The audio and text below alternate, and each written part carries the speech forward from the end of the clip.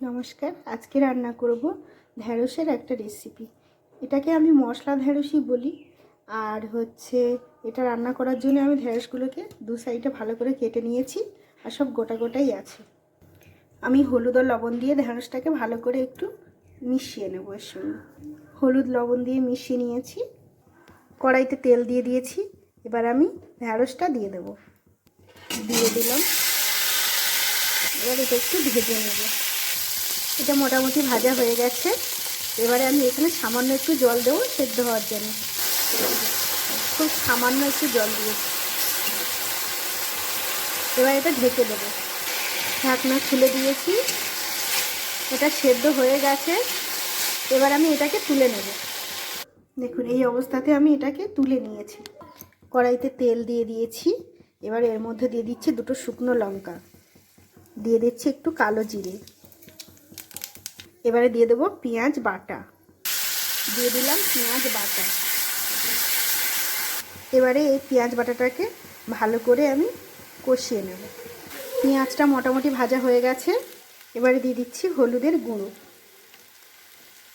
তারপরে দিচ্ছি একটু রেড চিলি পাউডার। এটা ভালো করে মিশিয়ে নিচ্ছি। এবারে এখানে দিয়ে দেবো একটু জিরের গুঁড়ো। দিয়ে দিচ্ছি জিরের গুঁড়ো। দিয়ে দিচ্ছি একটু ধনিয়া পাউডার। দিয়ে দিচ্ছি একটু লবণ। একটু লবণ দিয়ে দিলাম।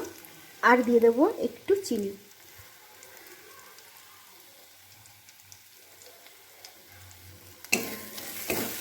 দিয়ে দিলাম একটু চিনি। এবারে মশলাটা আর একটুখানি সময় কষিয়ে নেব। দিয়ে দিলাম ভেজে রাখা ঢ্যাঁড়স। এবার এটা ভালো করে মিশিয়ে নেব।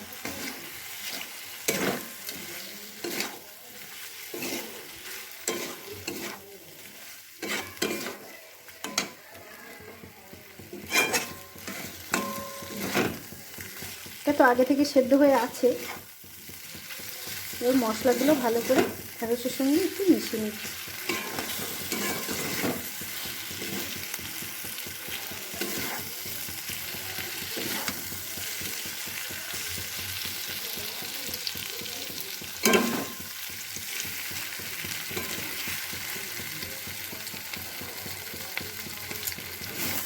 এটা প্রায় হয়ে গেছে।